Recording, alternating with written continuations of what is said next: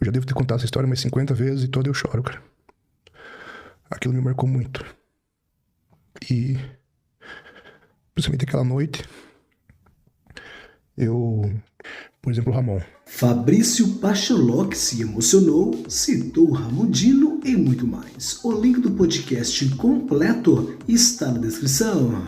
Suplementação de qualidade, você já sabe, é no site da Max Titânio Suplementos. E com o cupom SM você tem aquele desconto especial e também fortalece aqui o canal e o link está na descrição. Em janeiro de 2023, eu fui fazer o famoso passeio de balão. Já sabe do passeio. E daí eu tive um acidente, quase morri por 3 vezes, fiz a cirurgia, sofri um embolismo pulmonar, fiquei internado. Os médicos chegaram a falar que era difícil eu passar aquela noite da embolia. E daí, melhorei, saí do hospital. Tava meus pais lá cuidando de mim, minha sogra. Minha casa, aquele monte de gente pra ajudar eu e a Ju, né? E daí, cara, teve um dia assim que eu tive uma noite muito mal, dor e tudo, não conseguia ficar na cama, era umas 5 da manhã. Fui pro sofá da sala e falei, nossa, mais um dia olhando aqui, os prédios em volta, o tempo não passa. Aí foi passando, fiquei com aquilo na cabeça, foi passando. Aí, tipo, já era umas 8 da manhã, tava meus pais lá tomando café, a Júlia no sofá comigo, as crianças brincando, e eu com aquela coisa assim, tipo, reclamando pra Deus, sabe? Aí parece que do nada, tipo, eu olhei assim e falei, cara, o que eu tô reclamando, meu? Pô, desde adolescente eu não fico mais do que um final de semana com meus pais. Minha esposa tá 24 horas comigo, a gente tá vivo. Pô, eu tenho condições financeiras de, pô, hoje tá aqui machucado, mas não me falta nada, meus filhos estão aqui. Falei, cara, eu tô olhando, eu sempre fui o cara que consegui ver o lado bom, mas eu tava me afundando, sabe? Cara, você comentou aí do acidente de balão lá, o fatídico. E, assim, já contado a história milhares de vezes, mas eu queria entender como aquilo te afetou, como aquilo mudou a sua visão de vida, assim. E se mudou, né? O que que na tua cabeça, assim, na tua psicologia foi alterado depois disso? Como é que mudou aquilo que, sei lá, você dá prioridade na tua vida e coisa do tipo? Cara, eu até fiz uma reportagem na Globo, final do ano retrasado, que falava, eles buscaram pessoas que passaram muito perto da morte e compartilhavam como isso mudou. Então, assim, pessoas que passam muito perto da morte, geralmente muda alguma coisa, sabe?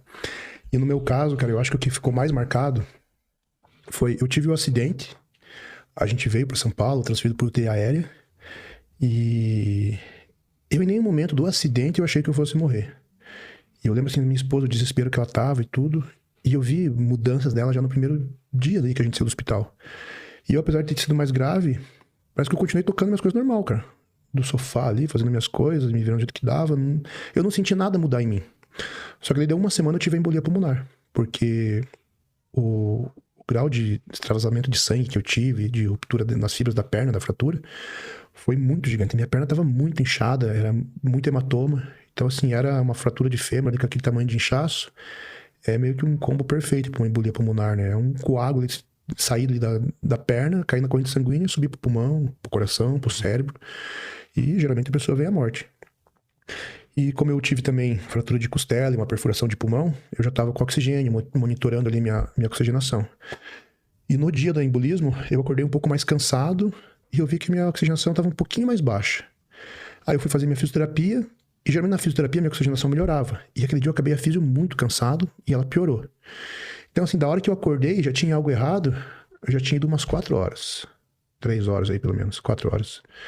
E aí eu liguei pro meu médico, peguei e mandei uma mensagem, né? O meu médico da parte pulmonar, aí, é um cirurgião torácico, que trabalha no Einstein com transplante de pulmão. Tipo, o cara é um gênio, Dr. Oswaldo. Ele foi o segundo médico no mundo a fazer um transplante de pulmão de um pós-Covid com sucesso. Ele, pô, na época ele fez várias reportagens, ali foi um sucesso que ele conseguiu fazer. Pegar o cara que estava com o pulmão cinza, transplantar e o cara sobreviver. Então é um cara muito requisitado. E ele tinha me deixado o celular pessoal dele. Ó, se acontecer alguma coisa errada, você me manda mensagem. E eu falei, doutor, eu tô mais cansado, minha oxigenação assim, mas eu não achava que eu tava tendo um embolismo pulmonar. Aí, cara, ele me ligou na hora. Quando ele me ligou, eu falei, tem alguma coisa errada, cara. Esse cara, nessa hora do dia, uma terça-feira, tipo, 10 e pouco da manhã, me ligando assim. Pô, mas olha a expertise do cara, né? Ele já se ligou. Aí ele falou, como que você tá se sentindo? Ele falou, cara, quando eu falei com você pela tua voz, eu já sabia. Aí ele falou, vai pro hospital e faz o exame do pulmão, né? O exame de imagem, e fica lá. Não sai de lá. Eu vou pedir um resultado de emergência. Aí eu falei, cara, deu ruim. Aí eu fui pro hospital, só que assim, era um dia de muito trânsito, tava chovendo muito em São Paulo. A hora que eu cheguei, que eu de manhã vi que tinha algo errado, até eu chegar no hospital e ter feito o exame, deu 6 horas e pouco. Ele falou que esse grau de embolismo, o cara morre em 1 hora.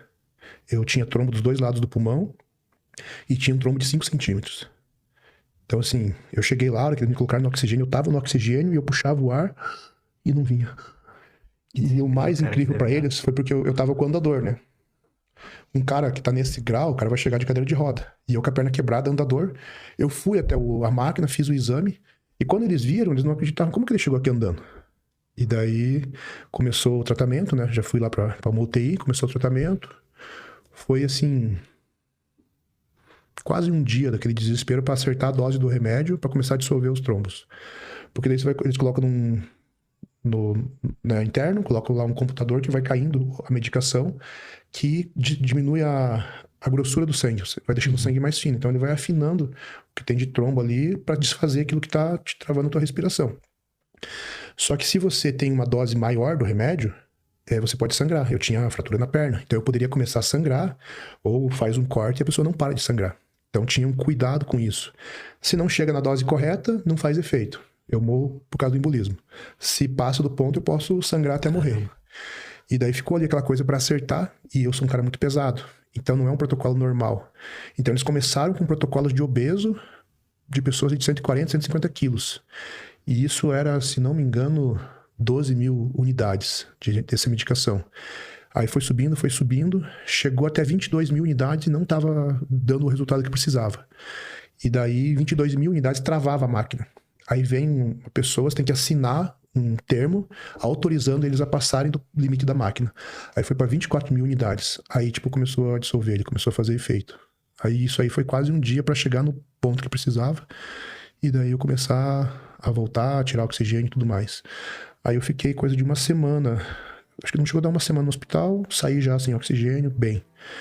E principalmente aquela primeira noite, que eu não sabia se eu ia acordar. Eu nem dormi porque eu achava que se eu apagasse o olho eu não ia voltar. Cara, a coisa que mais me marcou foi que quando eu saí de casa às pressas pra ir pro hospital, tava meus filhos almoçando e eu dei tchau de longe, assim, pra eles. Tchau, Pedro, tchau, Lala. O Pedro tinha 3 anos, ela lá tinha 1 aninho e 3 meses. Tchau, tchau, e fui. E, cara, o que eu mais me arrependia era de não ter ido até eles e dado um beijo, um abraço nos dois.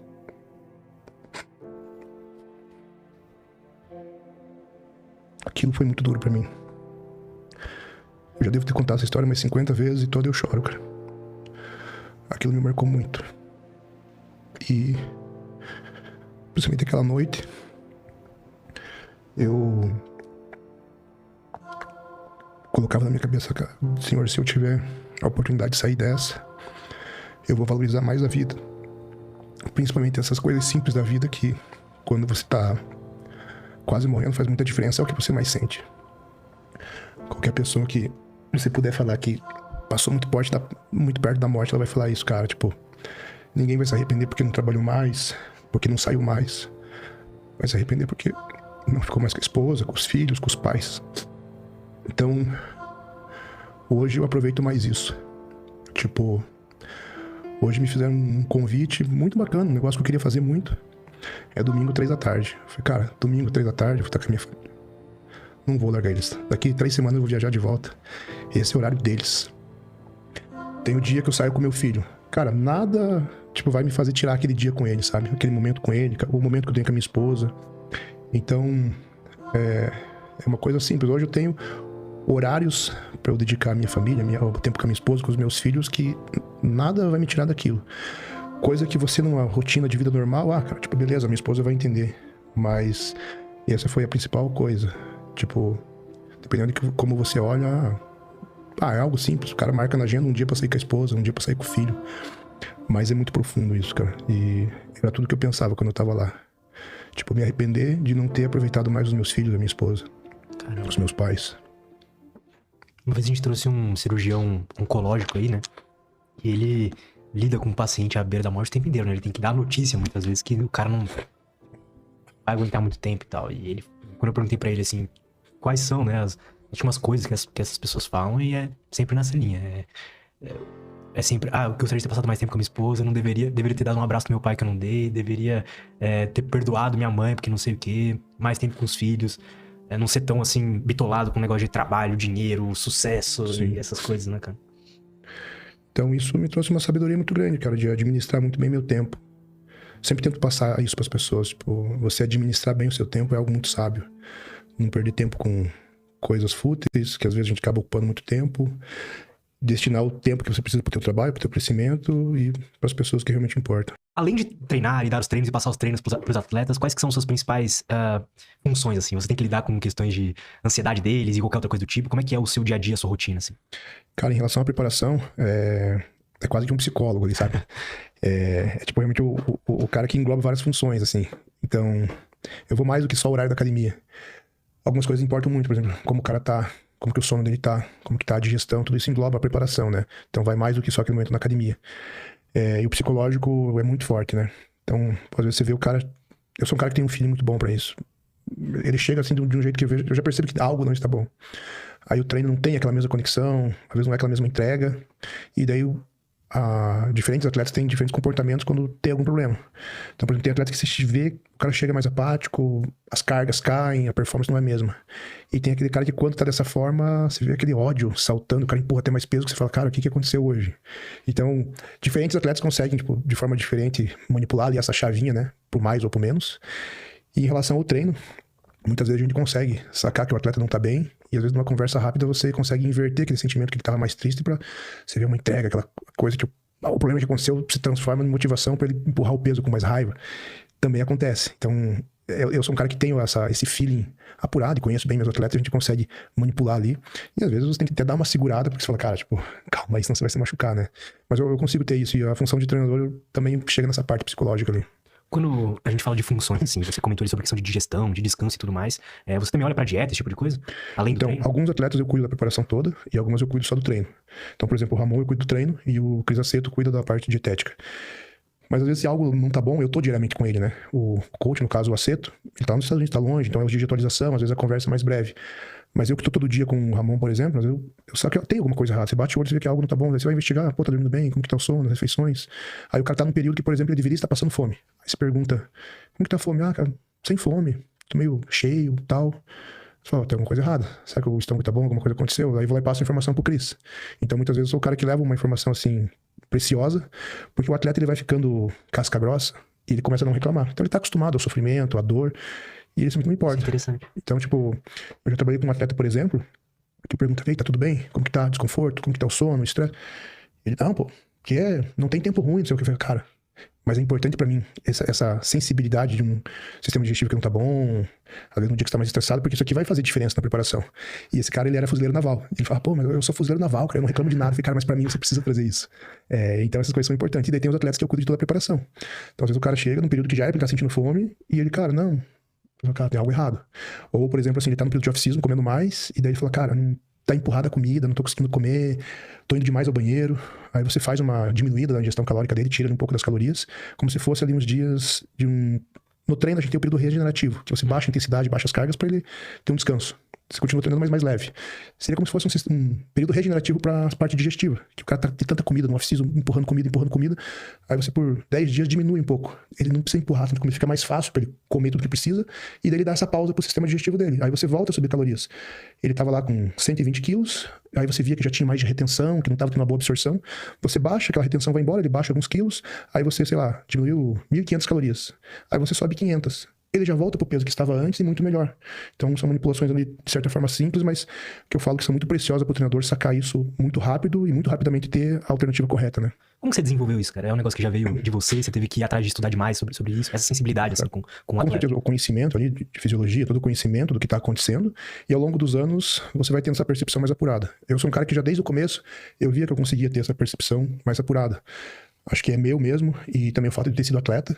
Por exemplo, quando eu era atleta, ninguém falava pra mim, cara, não, agora você precisa dar uma segurada porque tá difícil a digestão, você tá empurrando comida. E eu, por exemplo, chegava em épocas que eu tinha lá refeições de 1 quilo, que eu batia no liquidificador, fazia uma papinha pra tomar aquilo, porque eu não conseguia mais comer. Hoje, um atleta meu falar isso, cara, pra mim é um absurdo. Porque se ele tá tendo dificuldade pra empurrar tudo isso, ele só tá desgastando o sistema digestivo dele, não vai ser bem absorvido. Tem um sinal que algo tá errado. Se ele não tá tendo fome para aquilo, não vai absorver. Então tem que ver ali, às vezes, fibras, quantidade de água, enzimas, probióticos, uma série de coisas pra melhorar essa questão. Então, às vezes o atleta me manda uma atualização, Eu bato o olho e falo, cara, teu abdômen tá mais cheio, tá mais estufado. Como que tá a digestão? Ah, não tá muito boa.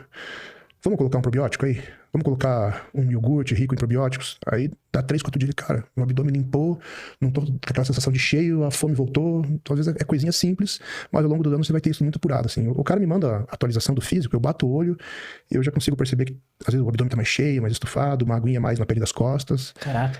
Cada vez eu ficando isso mais apurado. E o que mais afeta, cara, essa questão pros atletas, né? O físico, essa questão de estar inchado, é o sono, é uma coisa errada que ele comeu. Porque às vezes, assim, dependendo do nível do atleta, você consegue ver, ele come uma coisa num dia, no outro dia já tá diferente. Sim. Cara, tudo envolve. Pode ser sono, pode ser estresse. Por exemplo, o cara brigou com a esposa. O treino já não rende igual, ou ele perde o foco, o sono não é de mesma qualidade, e na alta performance, tudo isso altera. Por exemplo, o Ramon. Eu tenho tudo programado do treino dele, tudo anotado do que ele fez ao longo do ano. Então eu sei que o último treino de peito dele, ele fez no segundo exercício, 100 quilos cada lado da máquina para 8 repetições. A gente geralmente não muda o treino, mas ele tem que evoluir dentro daquele treino. Então hoje, ele chega para treinar, cara, esse exercício aqui foi essa marca. A gente tem que fazer uma repetição a mais, ou colocar 1 quilo a mais, ou aprimorar ainda mais a execução. Alguma coisa tem que melhorar. Aí se ele vem de uma semana que ele não performa bem, na segunda semana, tipo, o rendimento não melhora, a terceira semana o rendimento não melhora. Já, tipo, foi 3 semanas, já tem algo errado, já devia ter sacado ali. Como que é o sono? Pô, tô dormindo mal. Pode saber, já interferiu. Tipo assim, esse limite do cara tirar uma repetição a mais, 1 quilo a mais, qualquer detalhezinho influencia. Então eu preciso estar sempre muito ligado. Então, dependendo de como ele chega ali, eu já vou fazer uma sacada. Às vezes precisa investigar com algumas perguntas, mas geralmente não é difícil para quem já é bem experiente em identificar o que tá acontecendo de errado. Qual que é a fisiologia por trás de, por exemplo, o cara tá estressado, o cara brigou com alguém, e isso afetar na força que ele tem no treino? Assim, o que tá acontecendo ali na bioquímica do corpo pra acontecer isso? O próprio foco, ele vai chegar, tipo assim, aquele nível de concentração já não é o mesmo. Ele tá com um problema, ele não conseguiu se desligar daquilo e se conectar ao treino. Então tem atleta que consegue chegar no treino e virar uma chave e fazer o treino. Tem cara que às vezes o problema que tá acontecendo ele já não consegue ter a mesma entrega. Ou ele vai dormir e ele não desliga. Ele tá com um problema que ele não relaxa, ele não apaga, ele não tem um sono de qualidade, vai interferir. Atrapalhou o apetite, vai interferir. Então, ou pior, o cara fica estressado e daí ele come o que não deveria comer. Vai ferrar com a preparação. Então são mínimos detalhes que influenciam muito. Às vezes você vê o cara tá mais retido, você olha... Pô, comeu fora da dieta? Não. Dormiu mal? Não. Tomou quanto de água? Puxa, tô vacilando na água. Cara, tá tomando pouca água, o corpo vai segurar a água. Então você precisa beber bastante água, o teu corpo entender que tá entrando e ele tá eliminando ali naturalmente. Então são todos detalhes mínimos que fazem diferença.